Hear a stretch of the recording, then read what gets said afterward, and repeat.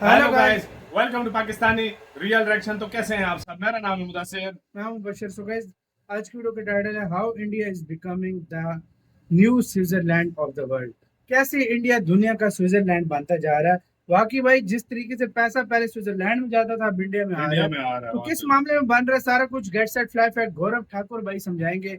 बिना किसी देरी के देखते हैं, बाकी बातें करेंगे बाद में। तो स्टार्ट। स्विट्जरलैंड एक ऐसा लैंडलॉक्ड कंट्री है जो यूरोप के एकदम हार्ट में सिचुएटेड है। एक ऐसा स्ट्रेटेजिक एरिया जो दोनों वर्ल्ड वॉर्स का बैटल ग्राउंड था। लेकिन despite Switzerland was untouched by the war. In fact world war 2 के दौरान तो स्विट्जरलैंड अकेला ऐसा देश था जिसने वॉर के दौरान दोनों ऑपोजिट साइड से पैसे कमाए थे। और वर्ल्ड वॉर छोड़ो, स्विट्जरलैंड तो पिछले करीब 500 सालों से आज तक किसी भी वॉर में इन्वॉल्व भी नहीं हुआ है। और इसका नतीजा पर कैपिटा जीडीपी के रैंकिंग्स में आज स्विट्जरलैंड दुनिया की one of the richest country है। एंड मोस्ट इंपॉर्टेंटली आज दुनिया की एक भी ऐसी कंट्री ऐसी नहीं है जिसके साथ स्विट्जरलैंड के राइवल वाले रिलेशंस हो, यानी कि स्विट्जरलैंड की एनिमी कंट्री हो। लेकिन स्विट्जरलैंड इतने कंट्रीज के बीच लैंडलॉक्ड होने के बावजूद ग्लोबली इतने अच्छे रिलेशंस आखिर कैसे मेंटेन कर पाया? वेल, स्विट्जरलैंड के 2 पॉइंट स्ट्रैटेजी की वजह से, which is neutrality and mediation. Exactly वही स्ट्रैटेजी जो पिछले कुछ सालों से हमारा देश इंडिया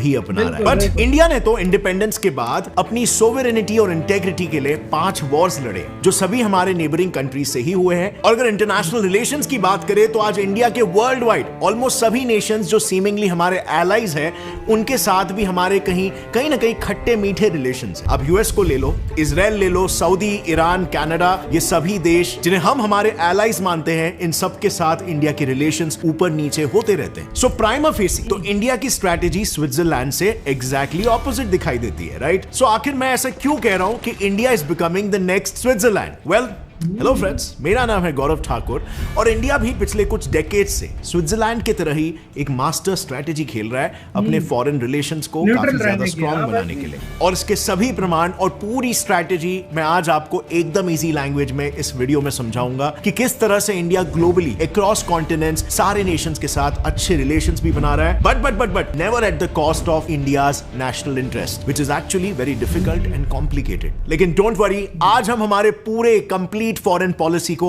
एकदम शॉर्ट में आसान भाषा में समझेंगे। सो इंडिया किस तरह से ये hot and cold relations maintain कर पा रहा है, ये समझने के लिए let's first understand Switzerland strategy, जो एक्चुअली इस गेम का ओजी है। सो देखो, स्विट्जरलैंड ने साल 1515 में फ्रेंच एम्पायर के साथ अपना आखिरी वॉर लड़ा था, जहां वो काफी बुरी तरीके से हार गया था। और बस तभी से उन्हें ये रियलाइज हुआ कि आर्म्ड कॉन्फ्लिक्ट्स उनका वे ऑफ मेथड बिल्कुल नहीं हो सकता, क्योंकि काफी छोटी कंट्री है। और इसीलिए तभी से उन्होंने न्यूट्रलिटी का रास्ता चुना और ये तय किया कि आगे से किसी भी वॉर में वो एक्टिवली इन्वॉल्व नहीं होंगे। मगर फिर साल 1798 में फ्रेंच एम्परर नेपोलियन बोनापार्ट ने स्विट्जरलैंड को इन्वेड करके उसे अपने अंडर ले लिया, जिससे स्विट्जरलैंड की न्यूट्रलिटी कहीं ना कहीं कॉम्प्रोमाइज हो गई। लेकिन फॉर्चुनेटली फॉर स्विट्जरलैंड 1815 के बैटल ऑफ वाटरलू में कुछ European powers UK and Netherlands ने मिलकर नेपोलियन को हरा दिया और स्विट्जरलैंड को लिबरेट कर दिया। और इस हार को ऑफिशियलाइज करने के लिए उन्होंने वियना में एक डिक्लेरेशन साइन करके स्विट्जरलैंड को एक न्यूट्रल स्टेट का दर्जा दे ही दिया। अब उनके इस डिसीजन लेने के पीछे आइडिया यह था कि उस वक्त के 2 major European powers, the French empire और ऑस्ट्रियन एम्पायर, के बीचों बीच कोई बफर जोन रहे, जिससे कि पूरे रीजन में स्टेबिलिटी हमेशा मेंटेन हो। और स्विट्जरलैंड के जियोग्राफिकल लोकेशन की वजह से ये परफेक्ट स्पॉट था। और बस यहीं से स्विट्जरलैंड ऑफिशियली दुनिया के सामने एक न्यूट्रल स्टेट बनकर सामने आया।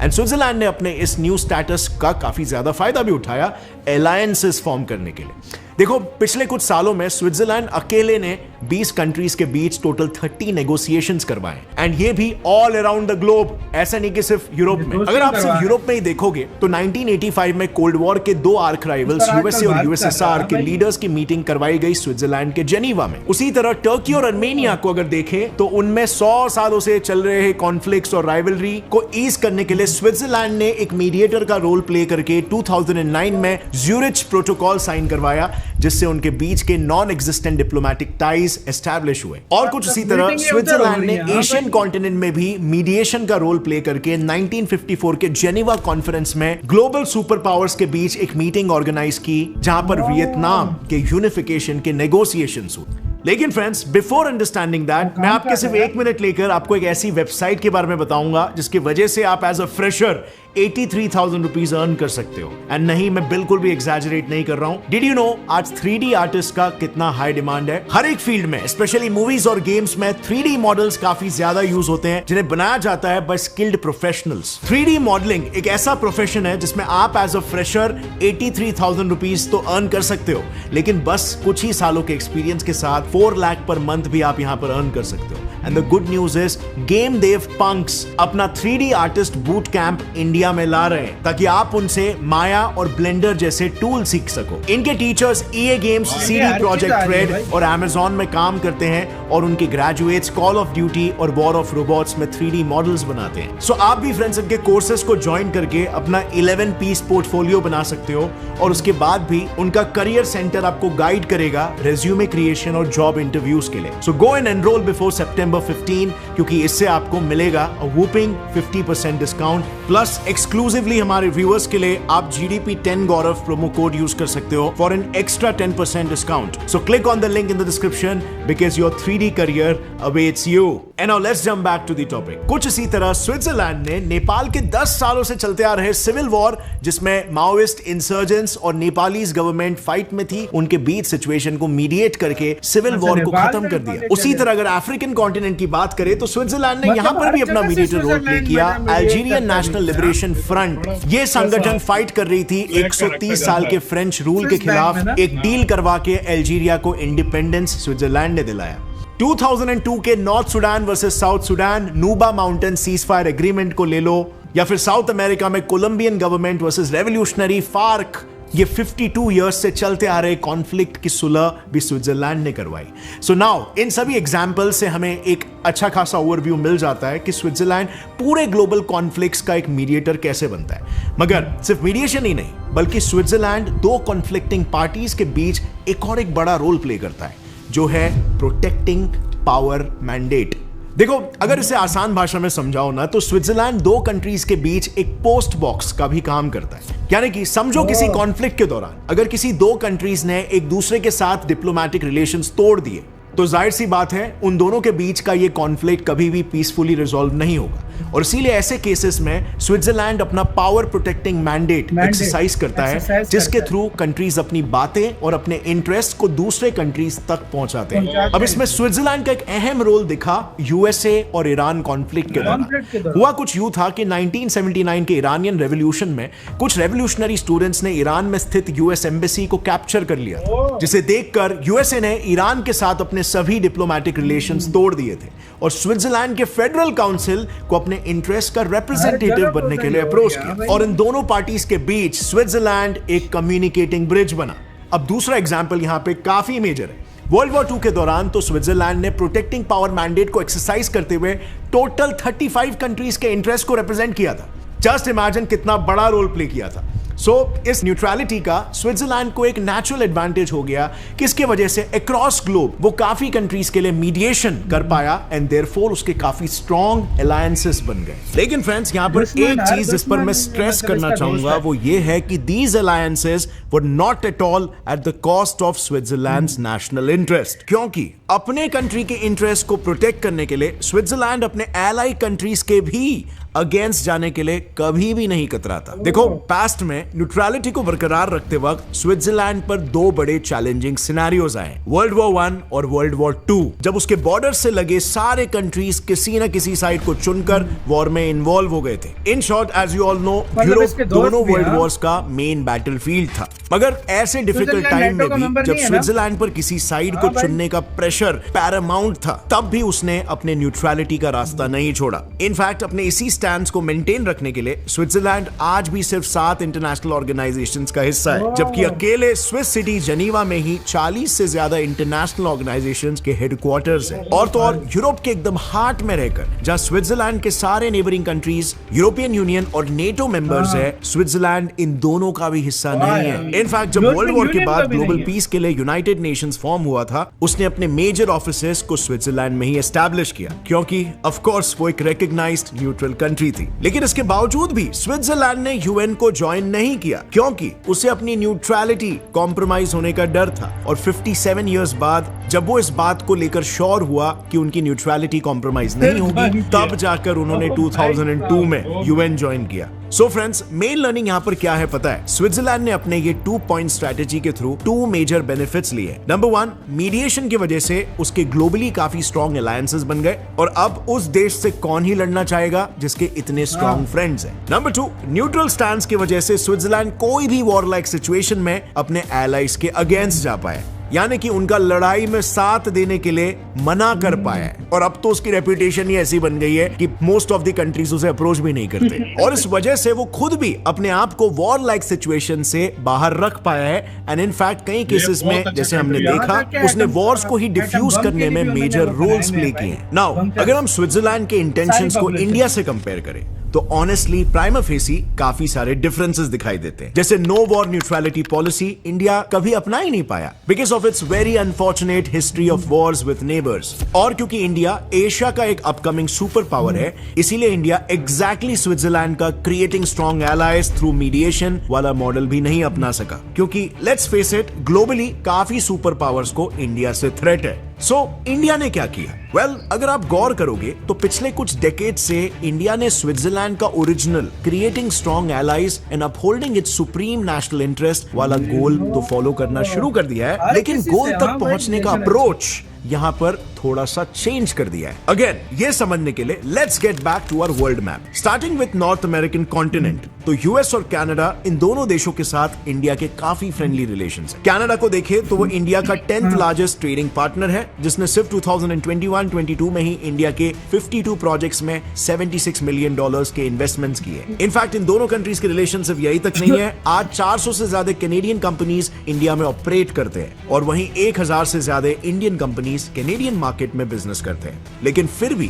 जब बात नेशनल इंटरेस्ट की हो तो again taking one example of Canada, 2018 में जब कैनेडियन पीएम जस्टिन ट्रूडेओ 7 दिनों के लिए ऑफिशियल विजिट पर इंडिया आए थे, तब उनको रिसीव करने के लिए ना पीएम गए, ना होम मिनिस्टर, ना फॉरेन मिनिस्टर, बल्कि उन्हें रिसीव करने के लिए एक जूनियर एग्रीकल्चर मिनिस्टर को भेजा गया था। और तो और जब वो ताजमहल भी घूमने गए तब भी उन्हें प्रॉपरली रिसीव करने ना ही स्टेट के सीएम गए और ना ही कोई मिनिस्टर, बल्कि डिस्ट्रिक्ट ऑफिशियल्स ने उनका स्वागत किया। और इसके पीछे रीजन क्या था? वेल, क्योंकि ट्रूडेओ सिख कम्युनिटी के वोट्स के लिए खालिस्तानी सपोर्टर्स के अगेंस्ट कोई हार्ड स्टैंड नहीं ले रहे थे। इनफैक्ट ऐसे कई इंस्टेंसेस है जहां पर उनके प्रेजेंस में खालिस्तानी फ्लैग्स ओपनली होस्ट हुए और इस सब के वजह से कहीं ना कहीं इंडिया को एक पावरफुल G7 कंट्री कनाडा के ऊपर भी अपने नेशनल इंटरेस्ट को रखना पड़ा। फिर अगर बात करें यूएस इंडिया रिलेशंस की, तो ये दोनों कंट्रीज ट्रेड और स्ट्रेटेजिक दोनों तरह के बायलैटरल एग्रीमेंट्स में, जहां इंडिया और यूएस के बीच लगभग $157 बिलियन का ट्रेड होता है, वहीं स्ट्रेटेजिक लेवल पर इंडिया और यूएस क्वाड के मेंबर्स हैं और साथ ही मिलिट्री और लॉजिस्टिकल सपोर्ट के लिए बेका और लेमोआ जैसे एग्रीमेंट्स भी साइन किए हुए हैं। लेकिन जब नेशनल इंटरेस्ट की बात आती है तब इंडिया ने अपने कंसर्न को पहले ही रखा है। ये बात है यूएस और इंडिया के बीच हुए न्यूक्लियर डील की। 2010 में इंडिया ने civil liability for nuclear damage नाम के एक्ट को इंट्रोड्यूस किया, जो उन यूएस कंपनीज पर लागू हुआ जो इंडिया में अपने न्यूक्लियर रिएक्टर्स को सेटअप करेंगे। इस नए एक्ट के थ्रू अगर किसी रिएक्टर में कोई इंसिडेंट/एक्सीडेंट हो तो इंडिया उन यूएस कंपनीज को लायबल मानेगी और उनसे 1500 करोड़ का कॉम्पेंसेशन मैंडेटरीली लेगी। लेकिन इंडिया ने अपने नेशनल इंटरेस्ट को सुप्रीमली होल्ड करके ये बड़ा डिसीजन लिया। अब अगर बात करें यूरोप की, तो इवन ईयू के ऑफिशियल्स ने 2018 में ये एग्री किया कि इंडिया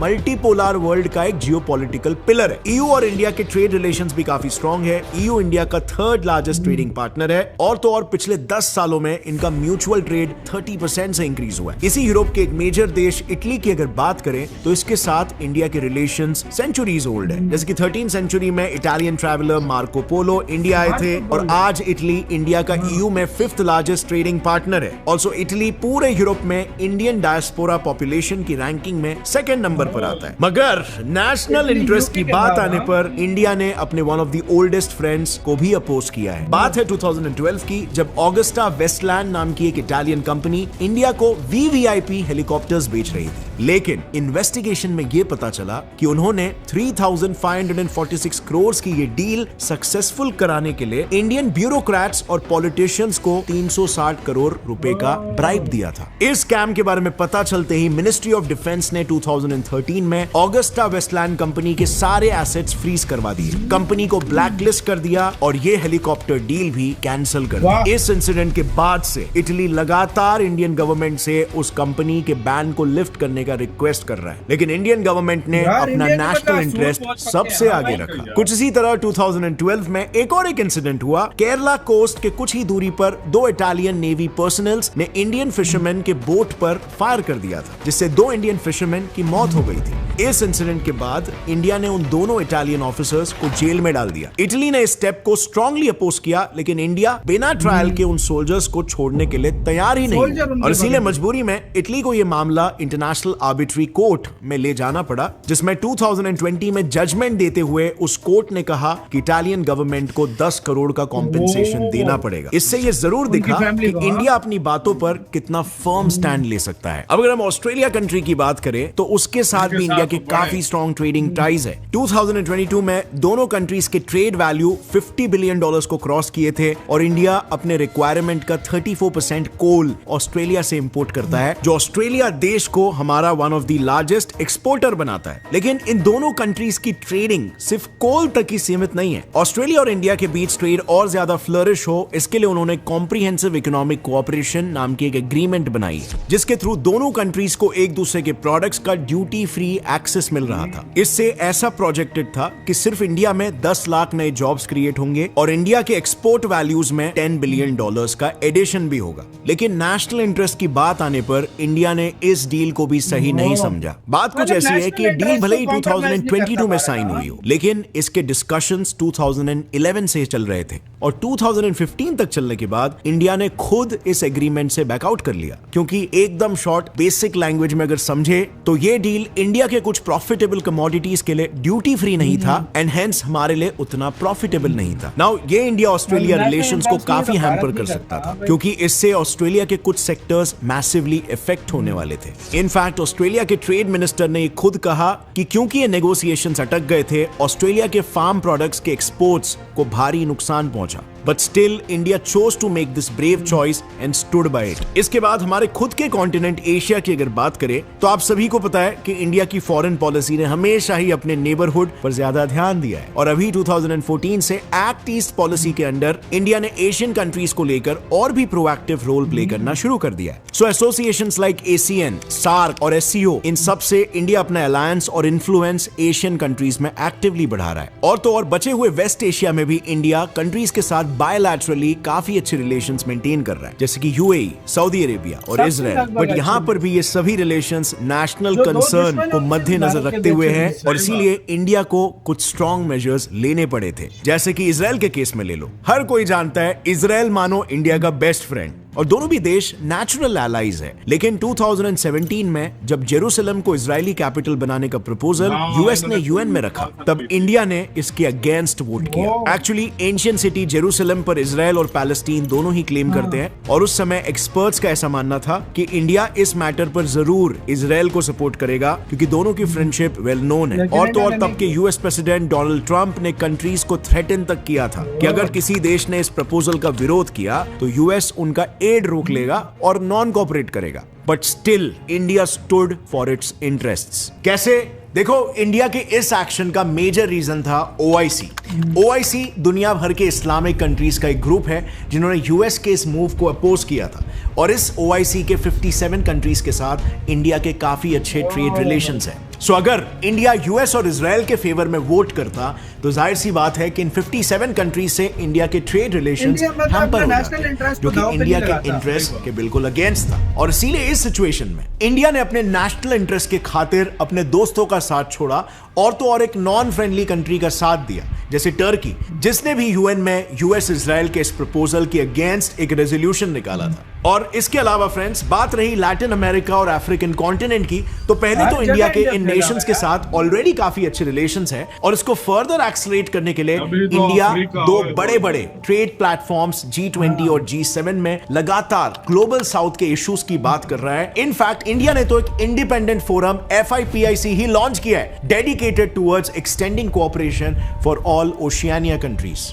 सो ओवरऑल अगर देखा जाए तो आज इंडिया जिस तरीके से ग्लोब के हर हिस्से में अपना इंडिपेंडेंट इन्फ्लुएंस डाल रहा है and at the same time अपने नेशनल इंटरेस्ट को अपहोल्ड करने के लिए भी अपने एलाइज के अगेंस्ट खड़ा रह रहा है, this according to me beautifully sums up India's new foreign policy. In fact India अपने नेशनल इंटरेस्ट को प्रोटेक्ट करने के लिए कई जगहों पर सीक्रेटिवली काफी एग्रेसिव भी हो रहा है। और यहां पर चाइना हमारे नेबर के केस में इंडिया चाइना की सबसे बड़ी वीकनेस द मलाक्का स्ट्रेट को सीक्रेटली कंट्रोल कर रहा है, जिससे कि धीरे धीरे करके हम चाइना को अपने ऊपर डिपेंडेंट बना सके। बट चाइना जैसी इतनी विशाल इकोनॉमी को हम अपने ऊपर डिपेंडेंट कैसे बना सकते हैं और इंडिया ये मास्टर स्ट्रैटेजी कैसे एग्जीक्यूट कर रहा है? वेल, इस पूरे मामले पे मैंने एक डिटेल वीडियो ऑलरेडी बनाया, जिसे अब यहाँ इसी के साथ हुई यार वीडियो खत्म। तो यार ये था सारा सीन, इसमें कोई शक नहीं है। स्विट्जरलैंड की तरह भारत भी अपनी न्यूट्रल एक होने की मतलब वो कर रहा है, फुल कोशिश कर रहा है और इसमें कोई शक नहीं। आज देखो रशिया अमेरिका कितने बड़े दुश्मन है, दोनों से दोस्ती है। अच्छा, टर्की ग्रीस कितने बड़े दुश्मन है, मतलब किसी से इतनी नहीं है। अभी तो मतलब टर्की भी हाँ। साथ शामिल हो गया भाई। मतलब आप अंदाजा लगाओ, हर मामले में जो बड़े बड़े दुश्मन है जहाँ जहाँ, वहां पर भी इंडिया न्यूट्रल है। सारी बातें हाँ। छोड़ो, अफ्रीका को ऐसा मतलब किया है, उसको अफ्रीका पूरा भारत की मुट्ठी में, करवा दिया पूरा है, उसको अफ्रीका भारत की मुट्ठी में मुट्ठी में। यूरोप हाँ। को देख लो, अमेरिका को देख लो, रशिया को देख लो, ऑस्ट्रेलिया को देख लो, जापान को देख लो। लेकिन जब फिलीपीन को बात देख लो, आ जाए किसी को नेशनल देख लो। इंटरेस्ट पर, उधर तो इंडिया उधर पीछे भारत नहीं। न्यूट्रल नहीं रहता। वाकई में, अपना वाकई में। नेशनल अपने मुल्क के ऊपर भारत आंच नहीं आने देता, बाकी हर मामले में भारत मतलब न्यूट्रल है, बिल्कुल। इसमें कोई शक नहीं। वाकई में, और आने वाकई वाले टाइम में जिस तरह न्यूट्रल भारत बना हुआ है, तो ये बहुत बड़ा भारत को फायदा देगा। बहुत ज्यादा, बहुत ज्यादा। आपका भी इस सारे एनालिसिस पर क्या कहना था, कमेंट सेक्शन में बताओ। आपको कुछ इसके बारे में थोड़ा इन्फॉर्मेशन और भी बताइएगा। अपना बहुत सारा ख्याल रखिएगा।